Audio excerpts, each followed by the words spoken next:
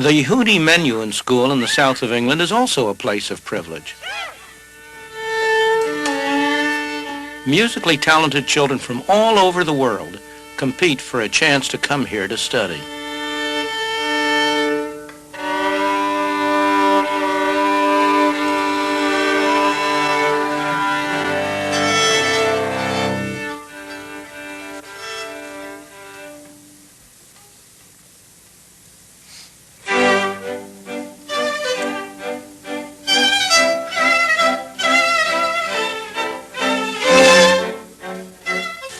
Much of the moral fervor behind the drive for equality comes from the widespread belief that it is not fair that some children should have a great advantage over others simply because they happen to have wealthy parents. Of course it's not fair. But is there any distinction between the inheritance of property and the inheritance of what at first sight looks very different? These youngsters have inherited wealth, not in the form of bonds or stocks, but in the form of talent.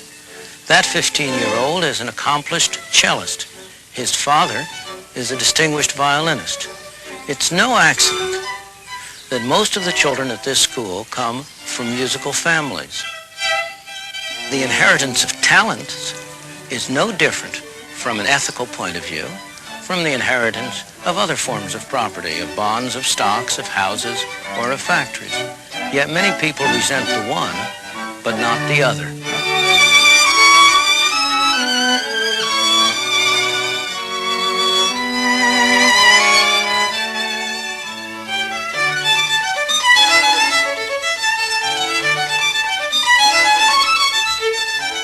Or look at the same issues from the point of view of the parent. If you want to give your child a special chance, there are different ways you can do it. You can buy him an education that will give him skills enabling him to earn a higher income. Or you can buy him a business. Or you can leave him property, the income from which will enable him to live better. Is there any ethical difference between these three ways of using your property? Or again, if the state leaves you any money to spend over and above taxes, should you be permitted to spend it on riotous living, but not permitted to leave it to your children? The ethical issues involved are subtle and complex. They are not to be resolved by resort to such simplistic formulas as fair shares for all. Indeed, if you took that seriously, it's the youngsters with less musical skill, not those with more, who should be sent to this school in order to compensate for their inherited disadvantage.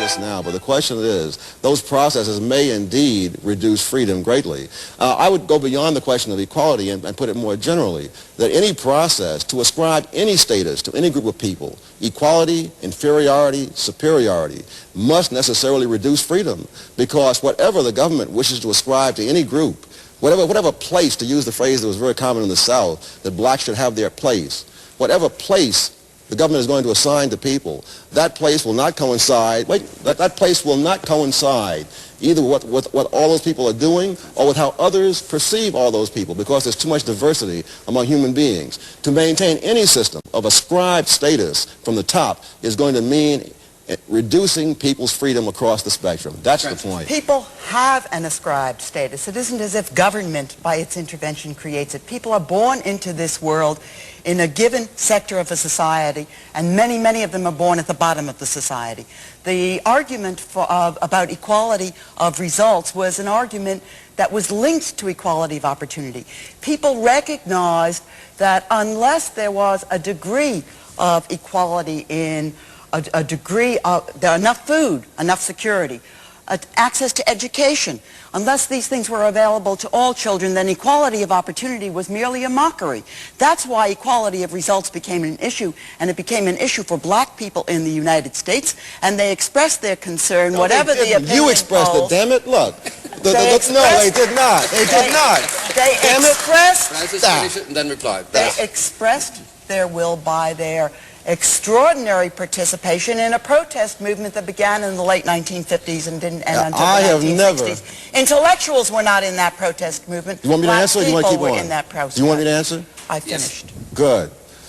Black people have never supported, for example, affirmative action. quotas, anything of that sort, wherever polls have been taken of black opinion on such matters of should people be paid equally or should there be this or that, black people have never taken a position that you describe. So it is not a question of what black people chose to do. It's what you choose to put in the mouths of black people. It is what you choose to project. It is not what any black people have ever said anywhere that you can put your finger on. It's what you choose to put into the mouth of the pollsters, as far as I can see. I If you look at the leadership of the black community. Like most people, I have never seen a pollster. If you look at the leadership of the black